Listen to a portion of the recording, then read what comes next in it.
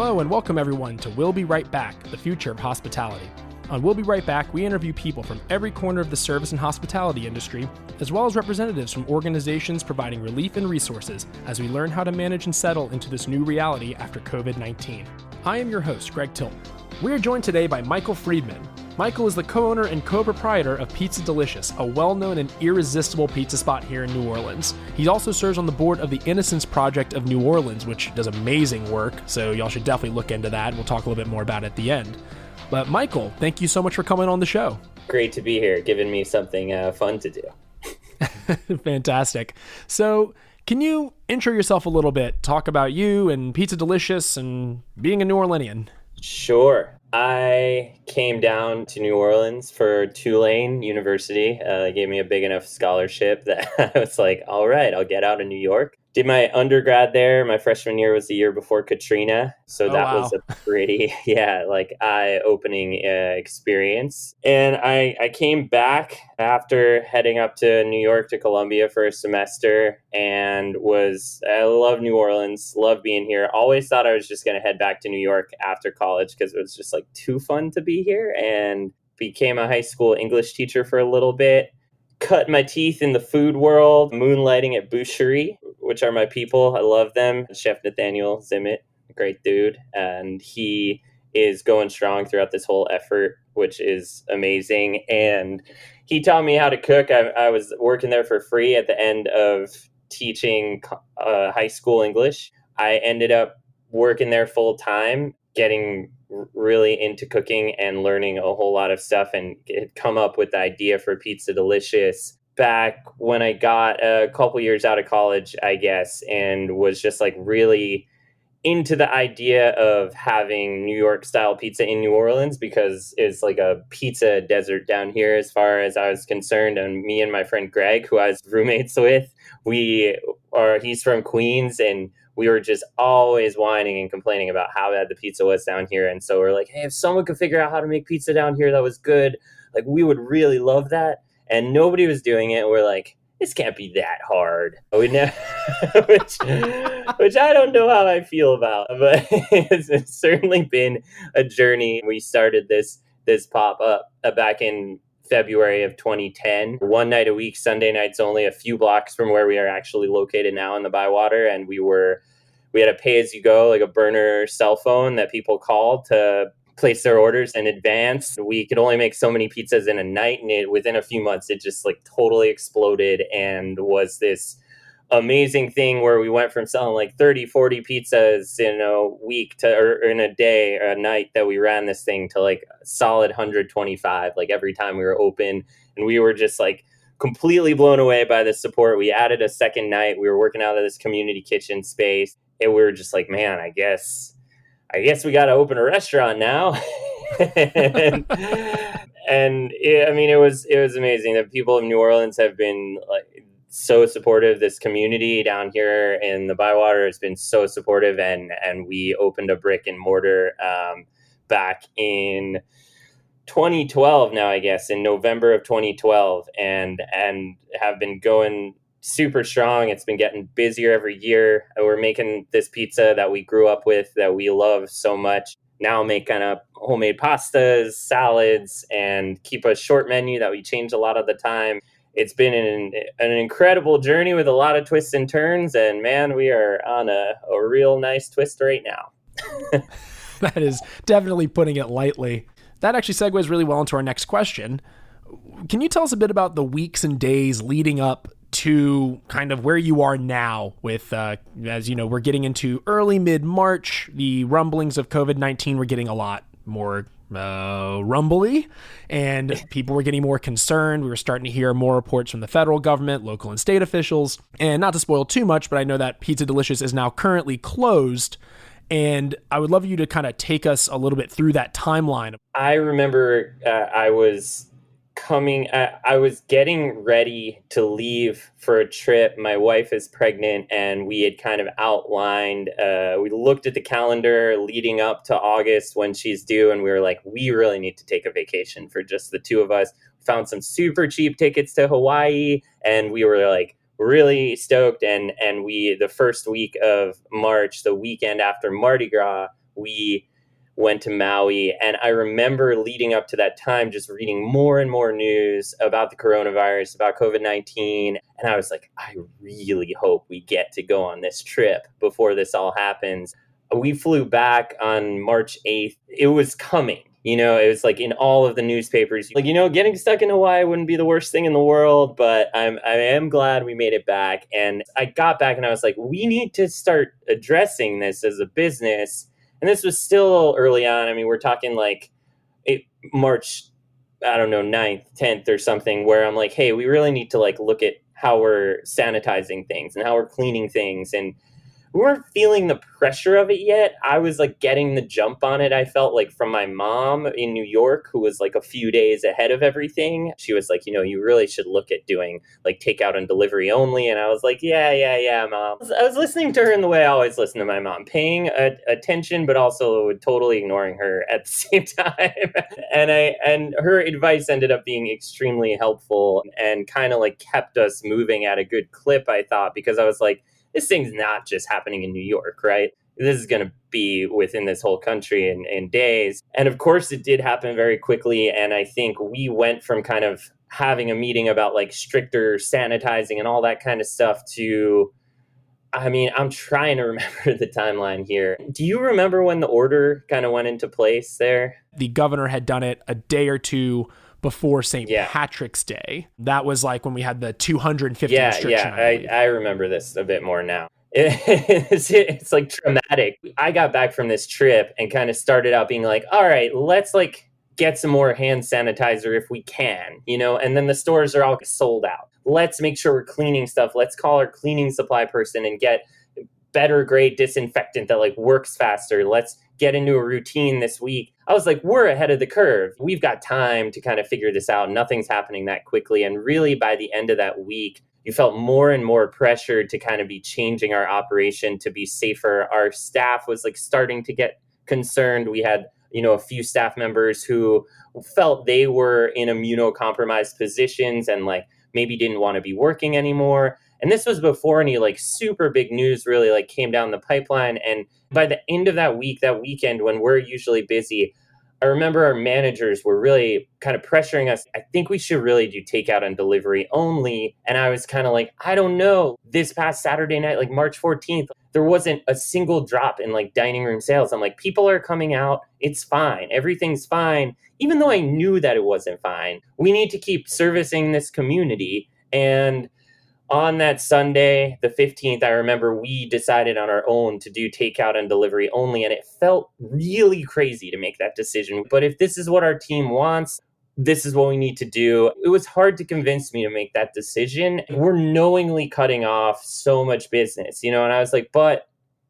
got to make sure the staff is comfortable. And I think that really became like a theme for what elapsed after that, because it really was, I think by the end of that night, in which we had made our own decision to ramp down our own business to take out on delivery only, that I think the mayor came out and was like, every place needs to be closed. Bars are closed and every restaurant needs to be closed by 9 p.m.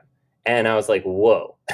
Like I said, this big changes are happening here very quickly. I think it was the next day that they, continued to clarify that in terms of what it would mean to stay open.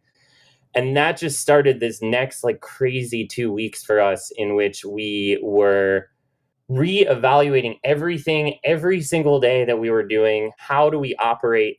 We're closed on Mondays, which ended up becoming this real like saving grace for us during this short 2-week period, in which we were able to kind of regroup and retool and figure out what we needed to be doing differently to run a safer, more responsible operation, but also be able to service the community.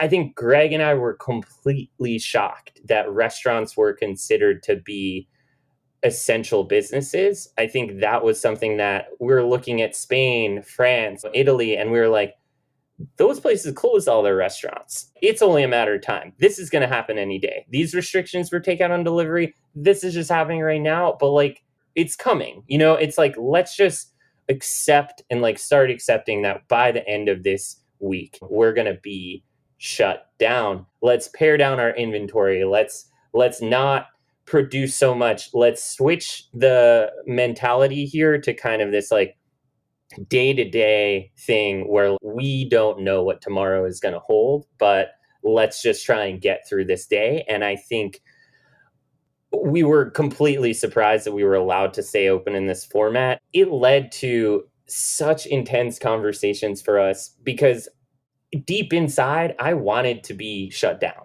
How are we having to make this choice? As small business owners, we own a pizza place. How are we having to make this choice between our employees' livelihoods and their health?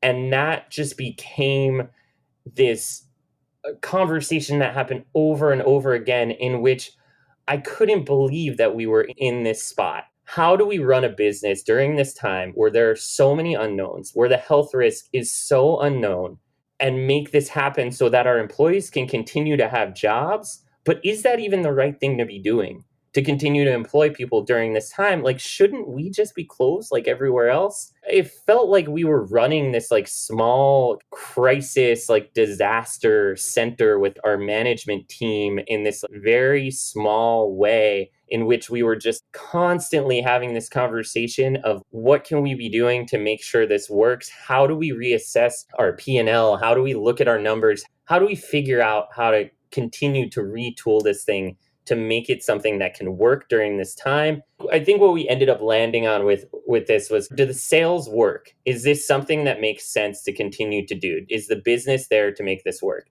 Then is the staffing there? Do enough people want to work during this time that we can continue to staff it and continue to stay open? And then there's this like third category that's just the most opaque, which is this the right thing to be doing? Is this the right thing for the health of ourselves and for the health of the staff?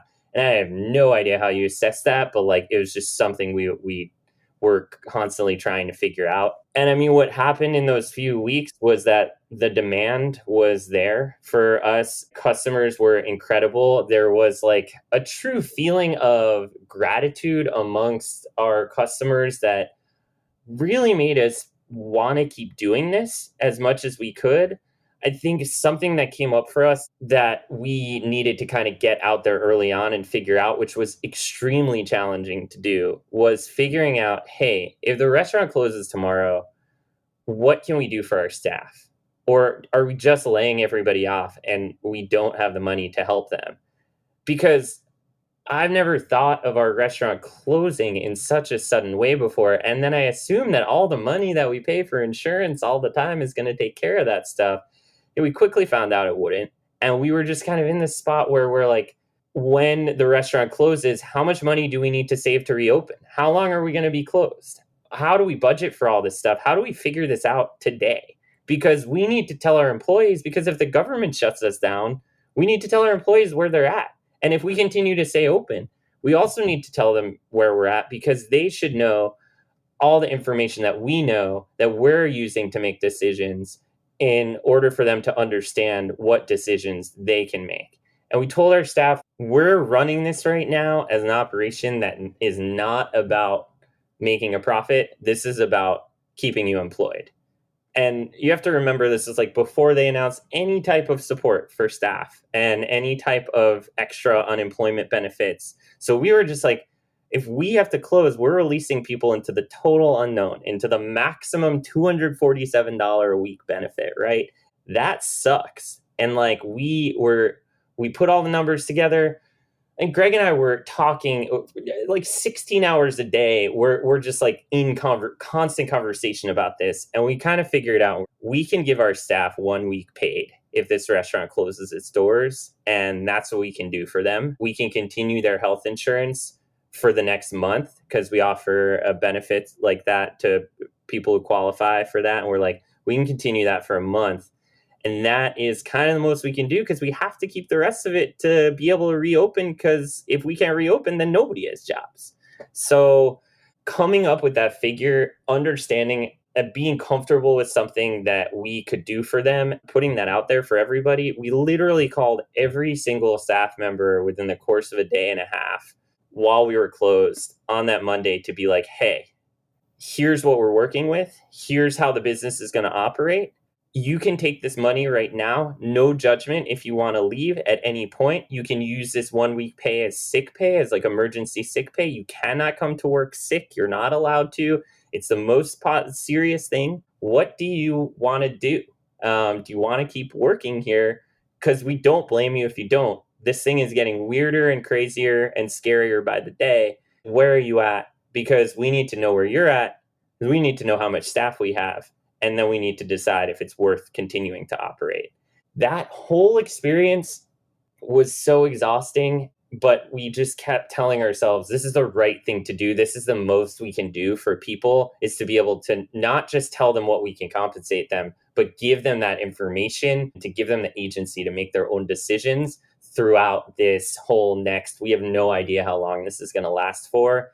And I feel like that part of it was like the saving grace for us in terms of just mentally trying to get through those next couple weeks. All of our employees know they can leave at any time, and that we have no judgment as to like why they made that decision. And I think that let us know that we had the consent of the employees who did want to be working, because if everyone just got really sick all at once, we knew that everyone's made that decision on their own. We were making that decision to stay open because they wanted the work. And I don't know. I mean, that was kind of how those couple of weeks went for us.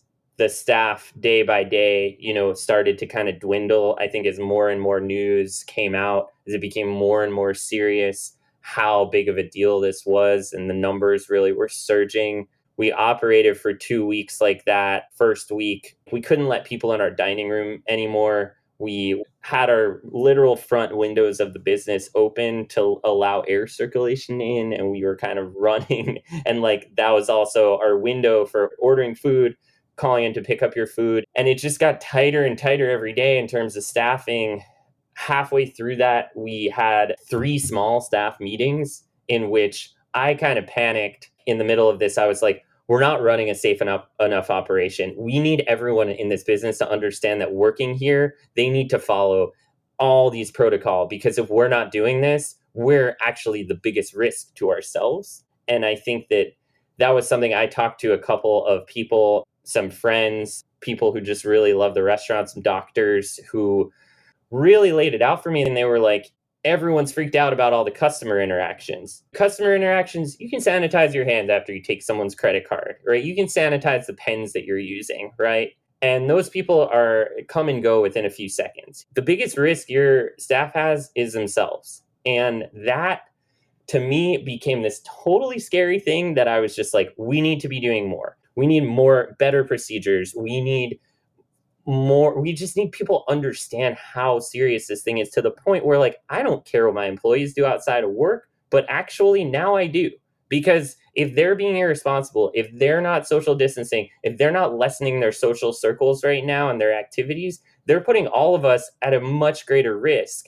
And so we had these like smaller staff meetings that were all identical, so that we didn't get more than like a few people here at once. And we went through and outlined all of these things that people need to be doing. And I was like, look, if you're not on board with this, that's okay. Just let us know. But like, we need to be following these protocols, and you need to be acting responsibly if like you're going to continue to work here. So I do have a question. With all of these new protocols, right? You talked in our pre-conversation, you talked about retooling everything and safety and health, not just of, as you said, the customers, but of your staff. Obviously, these new protocols, the uncertain staffing, the uncertain timelines we're all dealing with. How was business for those weeks that you stayed open doing delivery? For the pickup and delivery stuff, the delivery never got that insanely busy. We put a big effort into kind of flyering the area to be like, hey, just a reminder, we're here. We usually only do bike delivery in the evenings, except for the weekends. And we started doing all day bike delivery every day.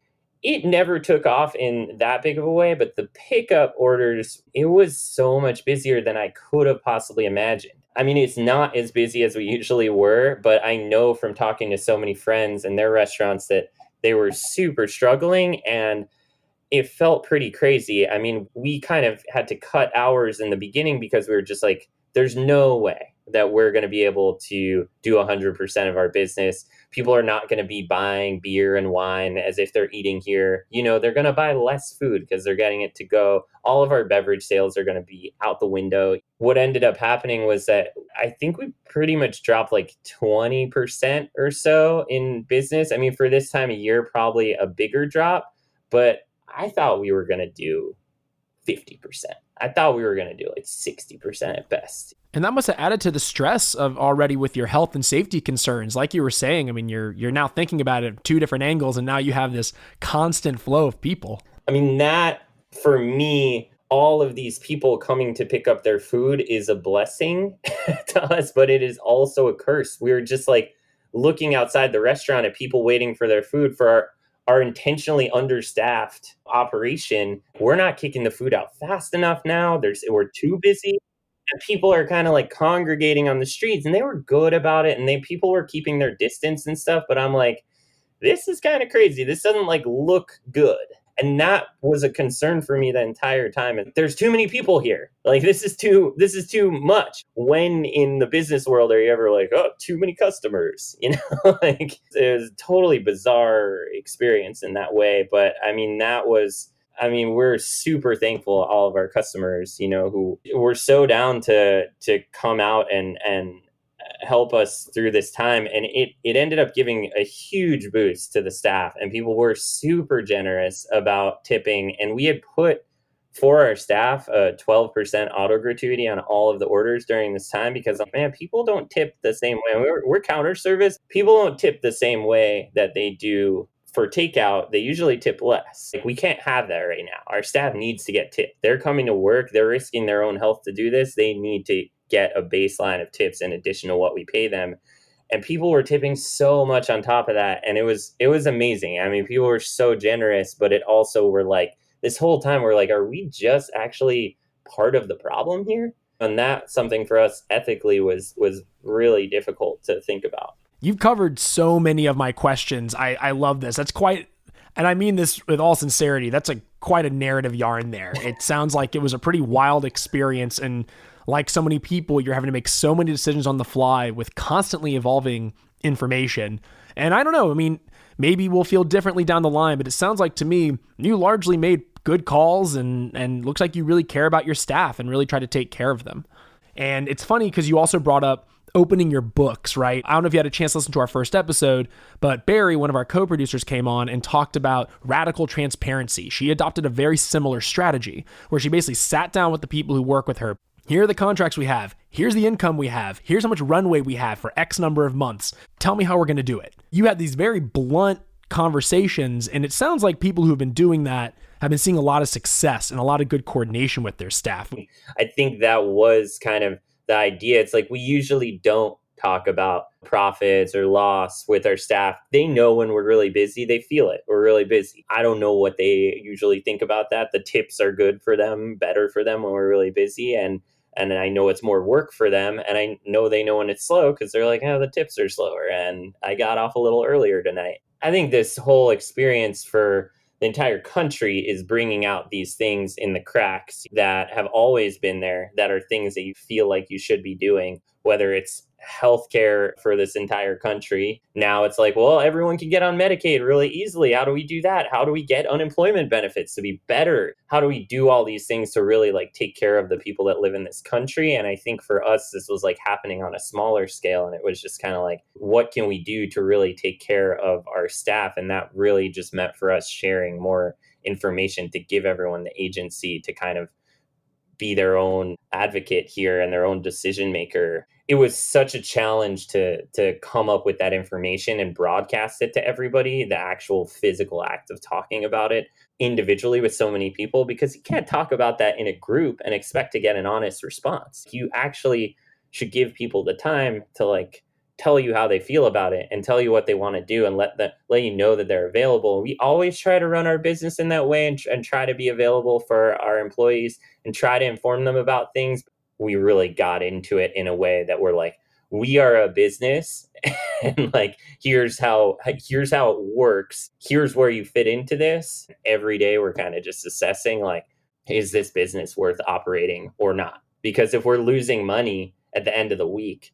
We can only do that for so long. It's great to pay the staff, but like, again, if we can't reopen the restaurant and the end of all this, then nobody has jobs.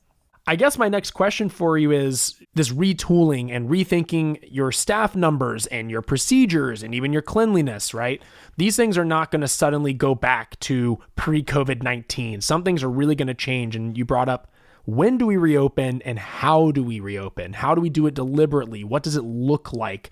And how this all forced you to rethink everything from the ground up. What do you think Pizza Delicious will permanently adopt? How you lay out your restaurant or how you staff, how you handle delivery? What's going to be the new Pizza Delicious? I think it's a really great question, and it's a question of the moment for us. I think in some way I was like, hey, we're going to close our doors, and we actually close in August for a few weeks every year, and we only did it for a week this past year just because we finally kind of had enough management to not have to, but we are kind of used to closing in the middle of things. And it's really expensive to do that. And we know exactly how much that costs now because we used to not pay that much attention. We were like, hey, this is a break for the staff. This is a break for us. This is important to the business. We know that we lose a lot of money doing it, but like, it's worth it. Let's not look too much into it. Now, it's like really critical to know exactly how much money it costs us to have our doors closed and just to sit here and do nothing. I really thought I was going to get a vacation out of that. I was like, hey, we're going to just be bleeding all this money. I'm going to get to chill out a little bit. And it has been a really stressful couple weeks trying to figure out exactly how we're going to make a comeback, when that's going to be, and all these government stimulus things going on. There's tax credits, there's the PPP loan, there's all these things, all this legislation to navigate. And then once we kind of make our way through that, to answer your question, we're like trying to figure it out. We've been working on what a phase one might look like of reopening. And the kind of most hilarious part about it to me is that it goes all the way back 10 years ago to when we started as a pop-up. The idea of like, we can only make so many pizzas in an hour. And when we had our pop-up, that was because that's all the space that we had to do that. Like, we couldn't make pizzas any faster. We couldn't hire people to do it faster because we only had so much oven space.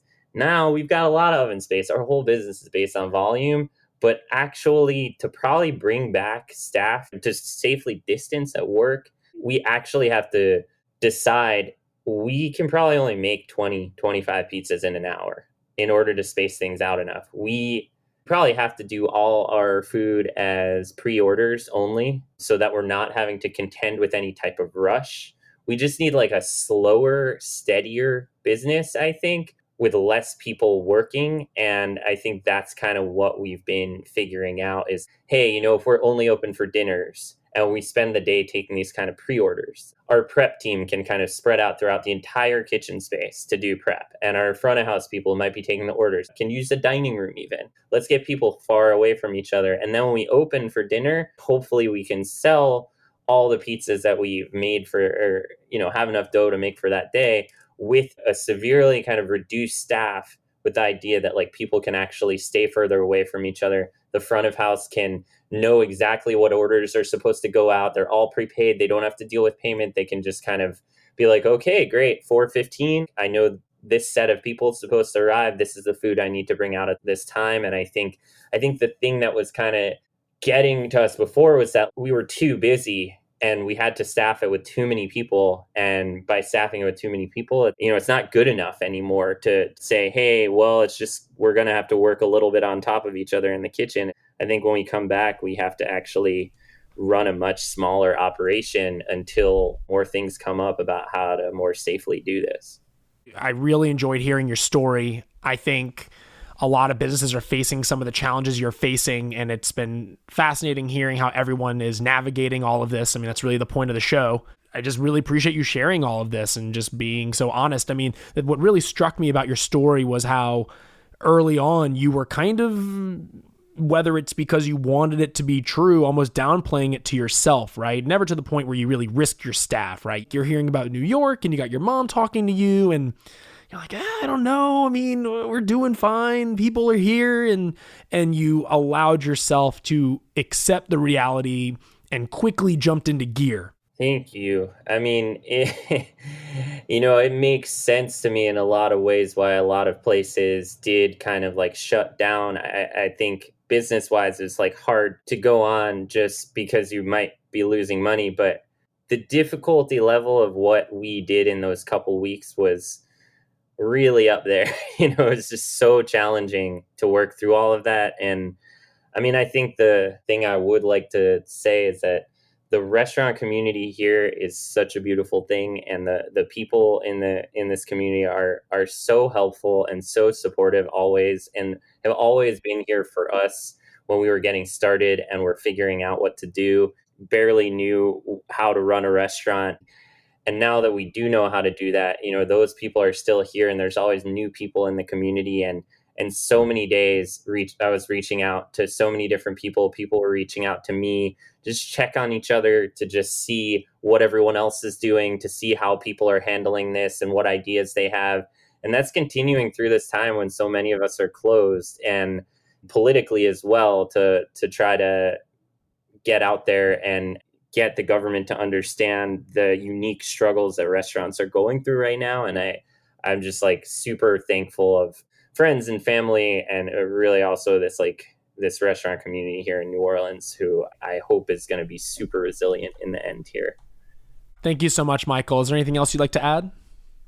And I think that's it. Give us your shameless plugs, man. If you'd like to mention anything about the Innocence Project. I know nonprofits are obviously, like the restaurant community, facing their own unique struggles. Tell us what's up. Tell us what you want to shout out to, where we can find them and you on social media. Totally. I mean, Pizza Delicious, we are working hard to figure out when to come back, and we will be back. Just don't know when yet, but stay tuned. You can always check our website, pizzadelicious.com, for the most up-to-date information. We're on Instagram at Pizza Delicious. Find us on Facebook. We're definitely into communicating when we have more things to say, but right now we're just working on everything. Hoping maybe in May have some version of this back in the mix and have our pizza back out there to all of you. The Innocence Project of New Orleans, what an incredible organization. They do such good work, working for free pro bono legal services to get people out of prisons in Louisiana and Mississippi who are innocent, who are in there for crimes that they did not commit. They work for years and years on cases, and they just do an amazing job. And I think this has been a real challenge for some of their clients right now who are incarcerated and totally mismanaged prisons that are not responding fast enough to calls. Any prison facilities right now to get people out of there who don't need to be there. Check out IPNO. They're an amazing organization that needs support, and when people can help out again once we get to a more stable time in this, I hope people will consider checking them out.